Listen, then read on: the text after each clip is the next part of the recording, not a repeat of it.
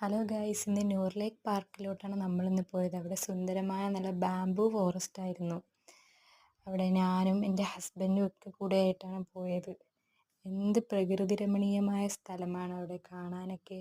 അവിടെ ഇരിക്കാനും കുറേ സ്ഥലങ്ങളുണ്ട്. അതുപോലെ ഫിഷും.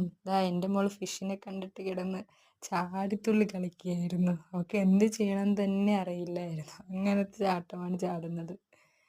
അത് കഴിഞ്ഞ് ഇവിടെ വെള്ളച്ചാട്ടം പോലത്തെ ചെറിയ കുളങ്ങളും നിറയെ മീനുകളും ഒക്കെ ഉണ്ടായിരുന്നു.